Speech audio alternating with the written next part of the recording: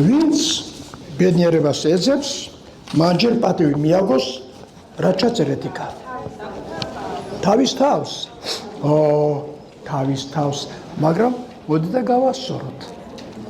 მე ხო გითხარით, რომ მე ვაზროვნებ დღეს, აი ჰორიზონტს იქით, რომ უნდა მოხდეს.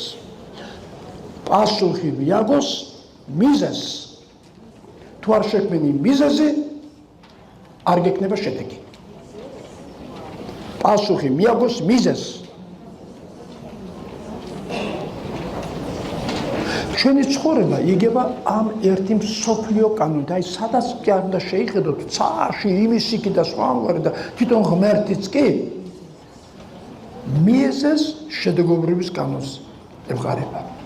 ეს ყველამ ძალიან კარგად ვიცით. ვინ არ იცის, რომ რასაც დასწეს, იმას მოიმკიო. ეს არ ივინო, რომ პირველად გაიგო დღეს, ხო? მაგრამ ეს ფილოსოფიური და მსოფლიო კანონია.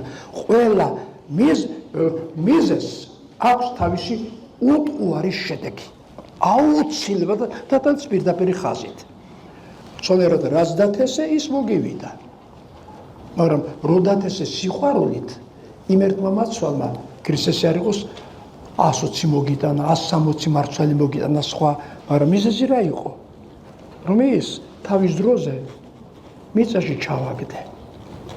თანაც მოუხანი, თანაც ორივე წვეთი ოფლის დავაღვარე ზე, თანაც ღმერთსაც შევხედე უფალო, იქნება ამინდებმა და ყველაფერმა შენ მაღლიდან მიაგერ ქვემოდან, ხო?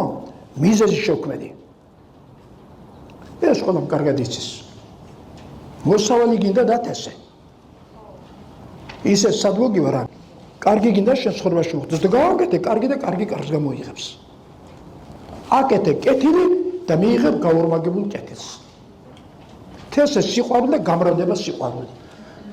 თესე ზრუნა და გაგიმრავლდება შენს ზრუნვა. სხვები იზრუნებენ შენზე, იმიტომ რომ შენ დათესე ეს.